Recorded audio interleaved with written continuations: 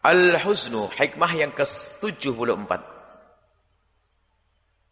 Al-huznu ala fuqdanit ta'ati ma'adamin nuhudi ilaiha min alamatil ikhtirari.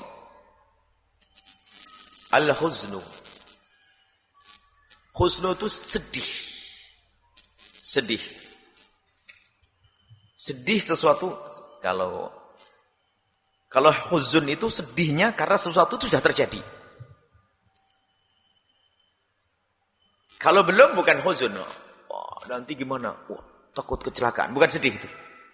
Kalau masih ke depan itu belum sedih. Sedih itu adalah masa lalu. Sudah terjadi, baru namanya sedih. Sedih ngeliat jurang, kenapa? Nanti aku takut kejebur, itu bukan sedih. Jadi sedih selalu. Al-huznu. Jadi huzun itu rasa ya. Rasa itu ya. Semua merasakan sedih, ya itulah sedih. Di saat uang satu-satunya yang akan dipakai belanja hilang, sedih. Kita pun akan mengalami sedih siapapun dari kita. Apakah kita akan ditinggal atau kita akan meninggalkan lalu membuat orang sedih? Ada kesedihan, ya sedih. Di saat kesedihan itu adalah karena hilangnya sebuah kemanfaatan atau terkenanya sebuah bahaya. Baru sedih. Hilangnya sebuah kemanfaatan yaitu, aduh, coba saya jualan di sini kan untung, sedih. Atau bahaya, gara-gara letakkan di sini, aduh kena gesek mobil saya, sedih. Urusan dunia itu. Sedih. Akan tapi ini bukan urusan dunia yang dibahas oleh Ibn Atha al-Sakandari, nanti keadaan di akhirat. Maka al-huznu ala fuqdani ta'ati, ada orang sedih di saat satu ketaatan yang seharusnya ia lakukan akan tapi tidak ia lakukan. Yang dibicarakan orang yang sedih. Yang repot enggak pernah sedih. Lah ini enggak ada iman sama sekali. Enggak bangun malam nyantai. Kenapa? Enggak pernah bangun malam. Tapi yang ahli tahajud enggak bangun malam sedih dia. Yang enggak memang jiwanya jiwa kikir, pelit. Itu enggak sedekah ya tenang aja. Tapi kalau hati dermawan itu ngelihat tetangganya fakir, biasanya dia bantu, tahun ini enggak punya duit, sedih dia. Nah, ini.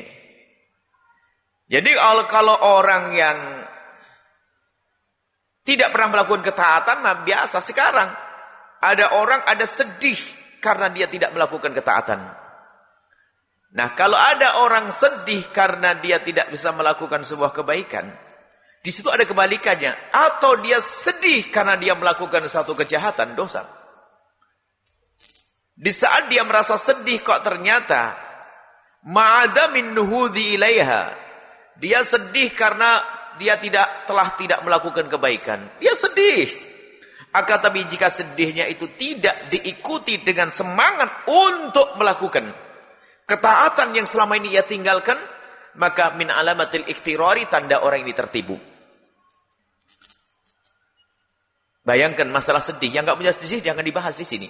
Ya Allah, astagfirullah. Ya Allah, enggak bisa bangun malam saya. Ya Allah, hari ini enggak bisa ngaji. Yang sedih yang dibahas, yang enggak sedih yang enggak dibahas, enggak pernah ngaji. Enggak masuk wilayah pembahasan orang yang bakal naik pangkat tinggi, enggak. Ini yang sedih dulu. Ya Allah, hari ini mungkin yang mendengar suara kami saat ini, biasanya datang di majelis ini, dijejer paling depan, barangkali tak taunya hari ini ada sesuatu. Lalu Anda menyesal, ini yang dibahas Anda. Anda sedih. Atau melakukan kemaksiatan.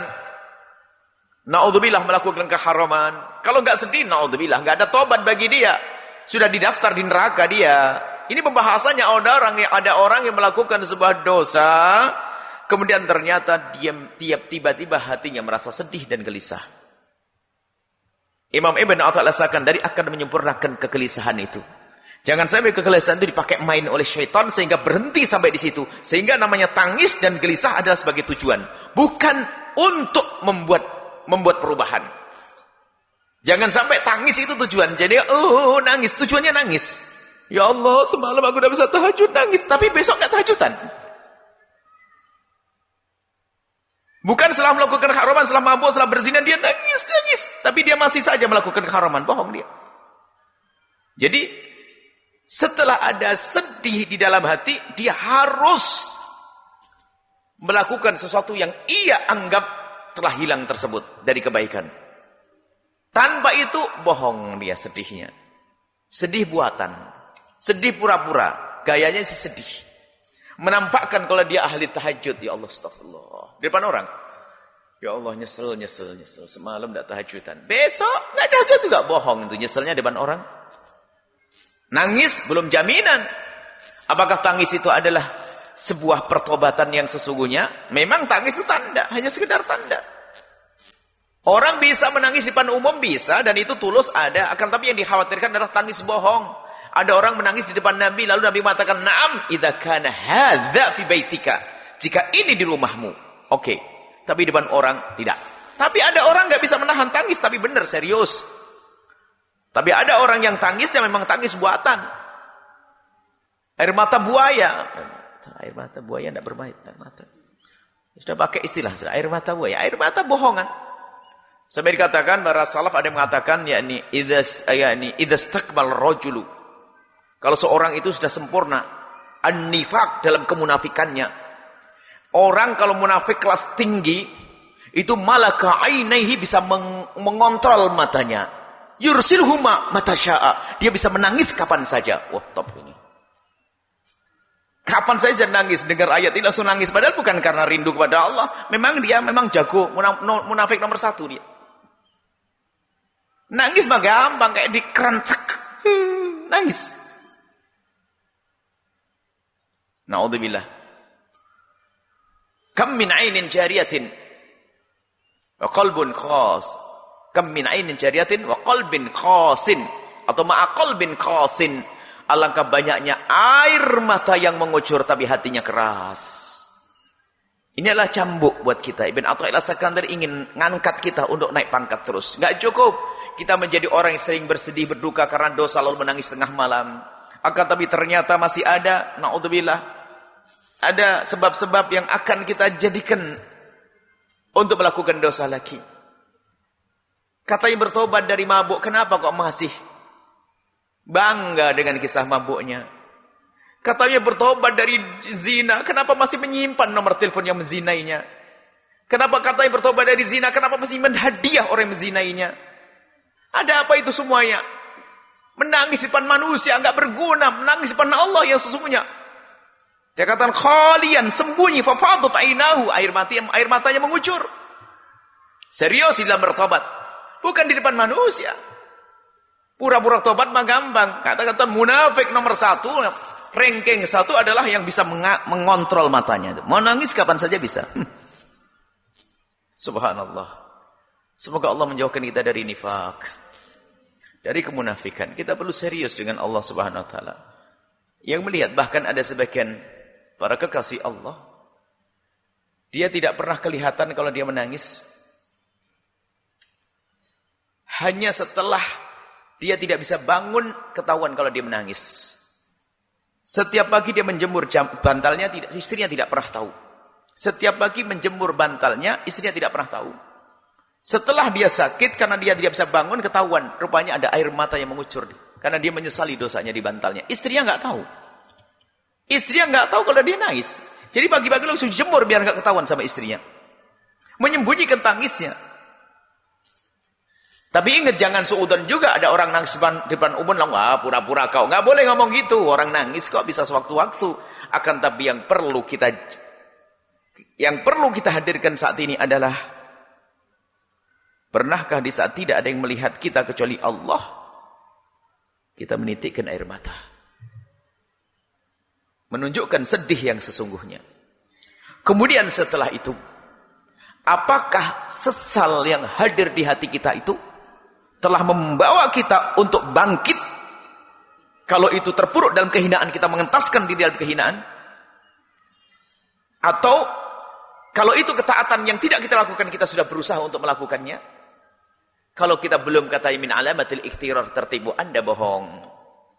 Kata Ibn Athaillah As-Sakandari, min alamatil ikhtirari, tertipu. Tertipu. Katanya menyesal dia, nggak bisa melakukan kebaikan. Tapi di saat ada kesempatan, kenapa tidak melakukan? Bohong.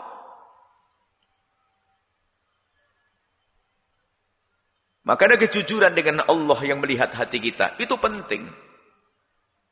Sehingga ilmu tasawuf itu ya ilmu itu. Bukan ilmu action. Ilmu action. Ada hadir majelis bawa bawang biar kelihatan nangis nanti. Wah ini super lagi, munafik super lagi tuh. Itu ekspresnya, super lagi. Subhanallah.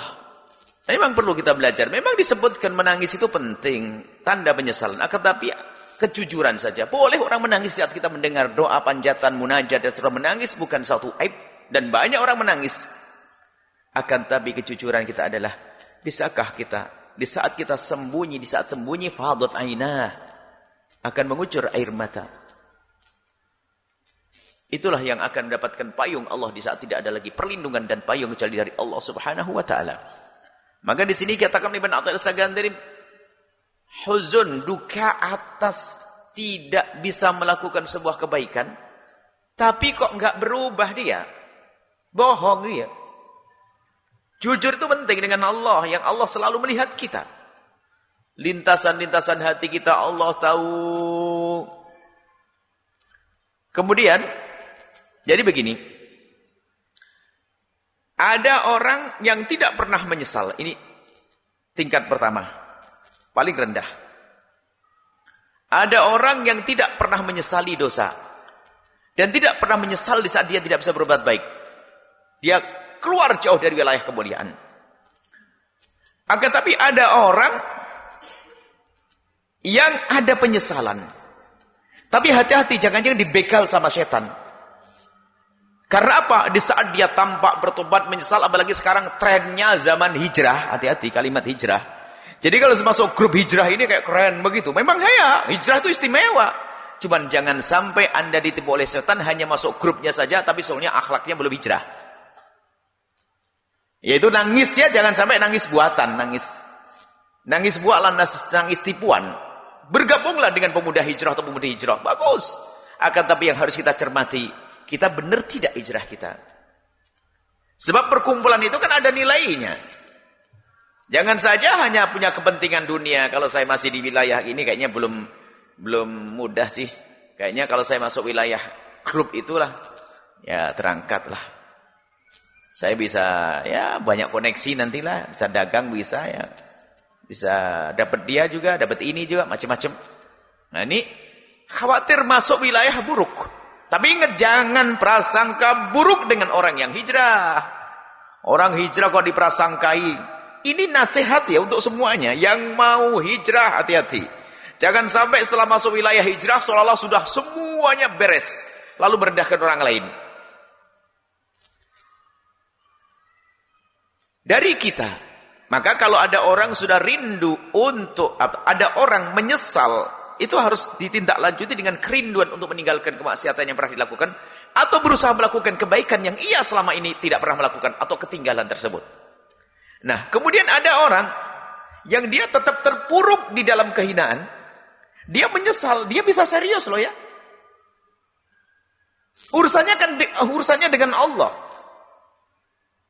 Sampai dikisahkan ada satu orang, dia masih bermaksiat. Yang repot adalah di saat tidak ada insyaf di dalam hatinya. Bahwasanya itu ada Allah yang Maha Pengampun, Allah yang Maha Kuasa. Itulah orang yang biasa action. Jadi dia membuat, saya akan bisa mengatur diriku sendiri. Kalau aku action begini orang senang. Kalau aku bergaya begini orang senang. Sehingga muncullah satu penyakit yang luar biasa, riak dengan kebaikan. Itu sebenarnya hanya pengen disanjung oleh orang. Sholatnya 2 rakaat, ceritanya 10 rakaat ya. Sedekahnya 10.000, alhamdulillah, subhanallah. Setelah saya berderma itu langsung rezeki saya banyak. Pengen pamer kok sebenarnya. Allah, alhamdulillah, ya Allah. Yakin jaminan dari Allah, Allah subhanallah, jaminan dari Allah. Saya tuh sedekah cuman berapa saja sudah diganti oleh Allah banyak. Ente pengen cerita sedekahnya atau ente pengen ceritakan keagungan Allah? Ayo, ini kan satu hal yang pelik sekali. Rupanya enggak terlalu amat-amat dia ingin ceritakan keagungan Allah. Pengen cerita kalau dia sedekah tadi itu sebetulnya. Nah, rusaklah hati saat itu. Luar biasa. Maka ilmu membersihkan hati sih. Nah, ada orang yang terpuruk di dalam kehinaan, akan tapi di dalam hati ada penyesalan. Itu sangat mudah untuk kembali kepada Allah daripada orang yang tidak pernah menyadari itu semuanya. Apalagi di saat gaya menyesal, gaya hijrah, tangis dijadikan tren, wah ini bahaya banget. Nggak nyampe dia, karena sampainya pada tangis. Jadi para ahli tarbiyah mengatakan, ada orang yang menjadikan tangis itu tujuan, ya sudah. Pokoknya saya belajar nangis, sudah. Biar orang menganggap saya ahli tobat. Masya Allah, orang ini khusyuk, kalau doa nangis, nangis, nangis. Wah, top. Jadi sudah selesai dia. Alhamdulillah, saya jago nangis. Maka kalau sudah tangis jadi maksud, nggak sampai kepada tujuan yang semestinya. Nangis adalah alamat. Sehingga ada orang tujuannya nangis, ya selesai nangis. Tapi enggak. Ada orang tujuannya betul-betul kemuliaan. Makanya secara otomatis dia akan menangis. Karena dia belum mendapatkan itu. Tangisnya itu tanpa disengaja. Derai air mata. Sampai dikatakan ada orang yang selalu berkecimpung dalam kehinaan. Tapi dia menyesal. Menyesal yang sesungguhnya bukan pamer dia. Sampai dikatakan sebuah kisah, ada seorang anak muda yang tiba-tiba ditemukan sudah sujud di mihrab masjid. Padahal semua orang tahu dia itu jago mabuk, jago judi. Ibaratnya semua kejahatan pernah dilakukan. Sehingga sang syekh, sang alim ini melihat dia itu terheran-heran. Bagaimana kisahmu anak muda? Rupanya anak muda itu bercerita bahwasanya bagaimana sejarah tobatnya. Aku 3 tahun yang lalu pernah dengar engkau ngomong, sebesar apapun dosamu ingat, kalau engkau menyesal yang sesungguhnya kepada Allah, engkau menyesal, dan kemudian jika engkau susah meninggalkan kemaksiatan yang selama ini engkau lakukan, adukan kelemahanmu kepada Allah. Ya Allah, aku itu takut dosa, tapi aku lemah untuk meninggalkan dosa. Aku nggak mampu, masih saja terjerumus dosa. Dan adukan ini kepada Allah. Maka orang itu diam-diam biarpun dia pemabuk dan penjudi, bahkan dia pezina, rupanya dia nangisnya di saat sendiri, bukan pamer depan orang. Astagfirullah, astagfirullah, bukan gitu. Dia menangis sendiri dan tidak ada yang tahu. Enggak keluarganya, enggak istrinya, enggak sana. Dia sendiri sembunyi hanya dengan Allah, ngadu, ya Allah, ya Allah, aku ingin meninggalkan kehinaan itu ya Allah. Tapi susah ya Allah. Aku masih sering terjerumus ya Allah. Aku masih sering terjerumus ya Allah. Tapi serius. Bukan tobat action, bukan. Dia menangis sendiri. Dia masih melakukan keharaman. Tapi dia mengadu kepada Allah karena kelemahannya meninggalkan kemaksiatannya. Dia belum menyesal atas dosanya saja. Bukan menyesali atas dosanya saja dia. Dosanya ia menyesali. Tapi dia mengadukan kepada Allah atas kelemahannya. Syahwatku engkau yang memberi ya Allah. Tapi aku sering menggunakan yang haram ya Allah. Dia sendiri. Setelah itu apa? Tiba-tiba Allah bencikan kepada semua kemungkaran tersebut. Lalu dia bisa sujud di mihrab. Maka ayo kita semuanya jujur kepada Allah. Termasuk yang berbicara. Kuping yang paling dekat. Ini adalah pelajaran berat bagi kita. Sebab namanya kebaikan itu mahal. Bisa dijual. Untuk ngelamar ya, jadi menantunya orang. Untuk berbisnis. Sampai dulu itu kalau bahasanya itu kalau mau dilamar orang. Oh rumahnya. Dia mangku musola loh ya. Bukan mangku maksudnya. Rumahnya ada musolanya. Itu tanda baik. Pak Haji ya. Wah sudah haji. Sehingga kalau ada Pak Haji melakukan pelanggaran ya aneh kan begitu. Artinya agama itu bisa jadi stempel. Jahatnya banyak banget sudah naik haji pulang beres insyaallah. Nah, stempel dulu naik haji padahal masih jahat. Agama itu bisa jadi stempel, hati-hati. Simbol-simbol kebaikan, alamat-alamat kemuliaan itu bisa jadi menjadi tujuan bagi orang munafik. Yaitu tadi nangis, padahal itu adalah tanda ketulusan di dalam bertobat, akan tapi jadi tujuan. Sehingga ada oksan malah eksen menangis. Na'udzubillah. Wah orang percaya dengan tangisnya dia. Dengar Al-Quran ayat neraka menangis. Allah menangis. Baik ya, sekarang mari kita pulang ke rumah masing-masing. Termasuk yang berbicara, uji diri kita sendiri. Di saat tidak ada orang yang bangun. Berusaha untuk bangun lebih dulu daripada istrimu, wahai para suami. Jangan sampai tangismu didengar oleh istrimu. Bisa enggak engkau menangis? Hei istri, bangunlah sebelum suamimu. Atau bersama suamimu, biar suamimu itu dulu lanjutkan. Ngadu, bisa menangis atau tidak? Sedih ini hadir atau tidak? Kalau ternyata sedih masih hadir di saat sendiri, tanda Anda jujur insyaallah dengan Allah Subhanahu wa taala. Kemudian setelah itu buktikan penyesalan ini adalah dengan melakukan sesuatu yang pernah kita tinggal dari kebaikan, paksakan. Kalau kita memaksakan tanda kita serius. Misalnya itu tadi tahajud, ya Allah, jangan ya Allah, astagfirullah, aku belum bisa tahajud nih, alah lesannya tok biar dibilang dia senang tahajud, padahal memang dibangunnya sama istrinya marah-marah malahan.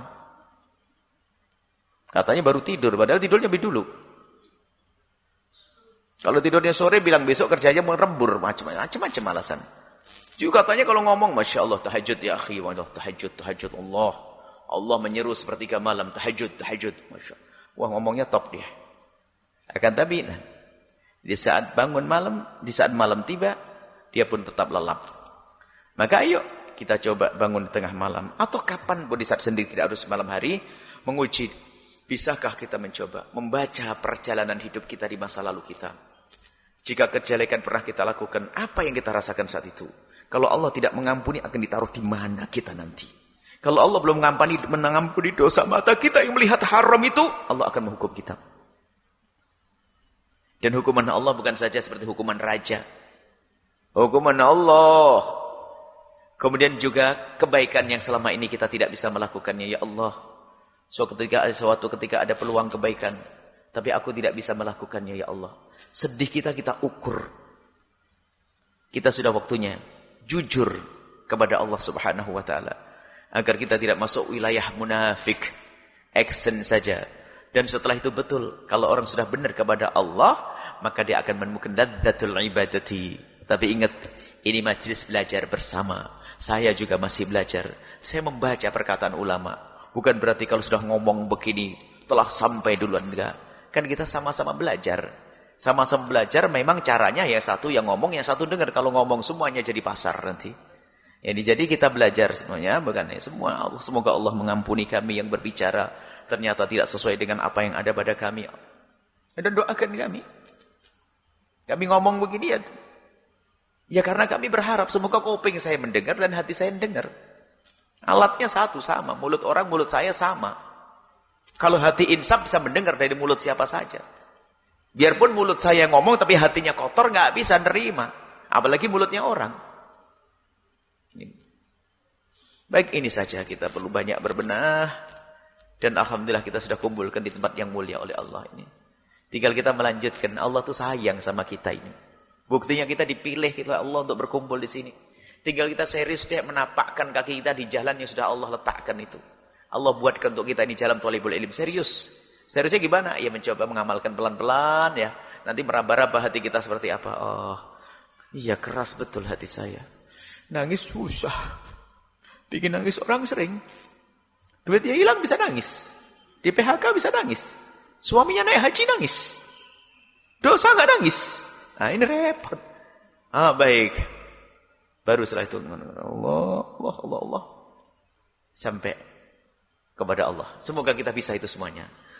Jadi di saat nggak bisa, ya kalau kita belum bisa menangis, jadi nangis yang sering kami sebutkan nangis sendiri, bukan depan orang. Menangislah engkau dalam menyesali kebaikan yang tidak pernah kau lakukan, atau menyesali dosa yang pernah engkau lakukan. Jika engkau belum bisa menangis, maka berusahalah engkau untuk menangis. Dan jika engkau berusaha menangis belum bisa, berusahalah untuk menangis-nangis sendiri.